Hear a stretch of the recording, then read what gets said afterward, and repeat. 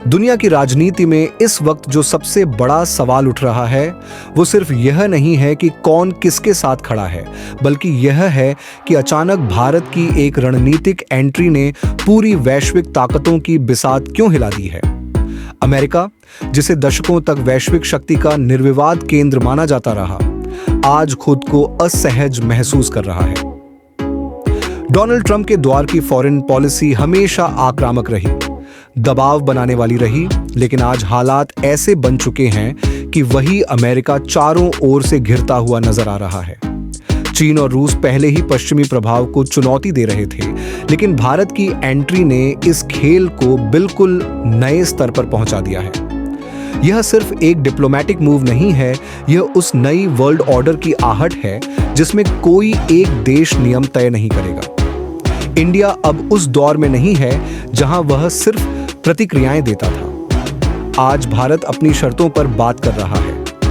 NATO के साथ strategic engagement हो या रूस के साथ पुराने रिश्ते और चाइना के साथ सावधानी भरा संतुलन, भारत ने साफ कर दिया है कि वह किसी एक खेमे का हिस्सा बनकर नहीं खेलेगा। यही बात अमेरिका को सबसे ज्यादा परेशान कर रही है। इंडिया की सबसे बड़ी ताकत यही है कि वह ना तो पूरी तरह पश्चिम के नियंत्रण में है और ना ही पूर्वी खेमे का हिस्सा। यही वजह है कि आज ग्लोबल डिप्लोमेसी में इंडिया एक बैलेंसिंग पावर बन चुका है।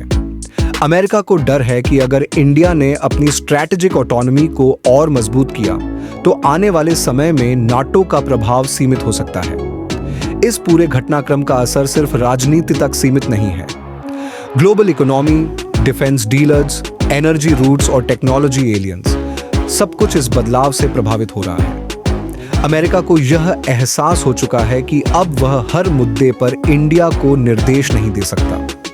ट्रम्पेरा की एनिलैटरल पॉलिसी आज मल्टीपोलर वर्ल्ड के सामने कमजोर पड़ती दिख रही है। सबसे दिलचस्प बात यह है कि इंडिया ने कहीं भी खुले तौर पर टकराव का रास्ता नहीं चुना। कोई एग्रेसिव बयान नहीं, कोई सीधी चुनौती नहीं, लेकिन हर कदम ऐसा जो ग्लोबल पावर सेंटर्स को सोचने पर मजबूर कर दे।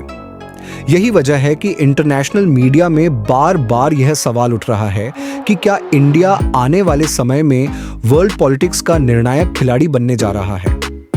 अमेरिका इस वक्त बैकफुट पर इसलिए भी है क्योंकि उसकी ट्रेडिशनल अलायंसेस अब उतनी सॉलिड नहीं रही। यूरोप अपने हित देख रहा है, नेटो के अंदर मतभेद हैं और चाइना रशिया ब्लॉक दबाव बढ़ा रहा है।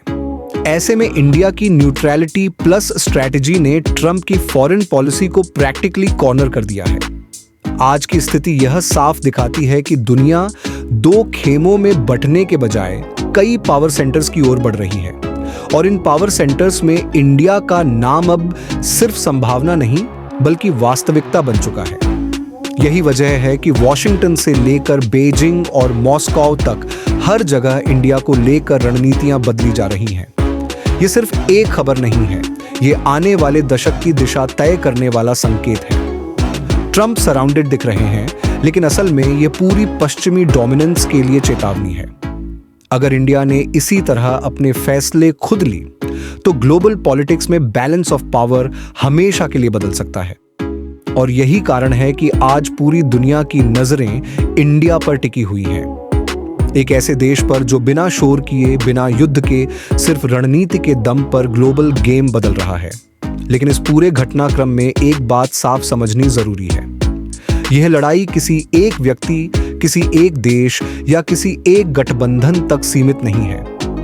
यह उस सोच की लड़ाई है जो दशकों से दुनिया को एक ही दिशा में चलाने की कोशिश करती रही है, और उस नई सोच की जो संतुलन, स्वतंत्रता और बहुध्रुवीय विश्व की बात करती है। इंडिया इसी दूसरी सोच का प्रतिनिधित्व करता दिख रहा है। आज ग्लोबल पावर्स यह समझने की कोशिश कर रही हैं कि इंडिया को किस तरह साथ रखा जाए, किस तरह संतुलित किया जाए, या किस तरह उसके बढ़ते प्रभाव को सीमित किया जाए।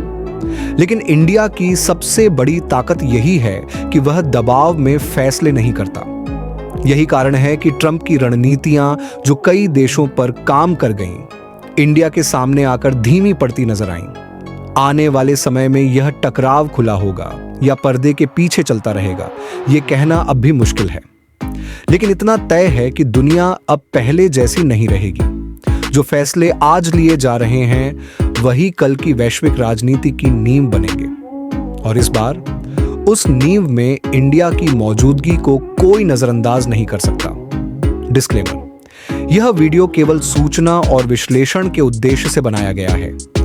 इसमें व्यक्त विचार विभिन्न अंतर्राष्ट्रीय रिपोर्ट्स, मीडिया विश्लेषण और राजनीतिक आकलनों पर आधारित है। इसका उद्देश्य किसी देश, व्यक्ति या संगठन के प्रति समर्थन या विरोध जताना नहीं है। दर्शकों से अनुरोध है कि वे अपनी राय बनाने से पहले विश्वसनीय स्रोतों से जानकारी की पुष्टि अवश्य करें। अगर आप ऐसी ही गहरी, बिना मिलावट वाली जियोपॉलिटिकल एनालिसिस चाहते हैं तो वीडियो को लाइक करें, चैनल को सब्सक्राइब करें और कमेंट में बताएं कि आपको इंडिया की यह ग्लोबल स्ट्रैटेजी किस दिशा में जाती हुई नजर आती है।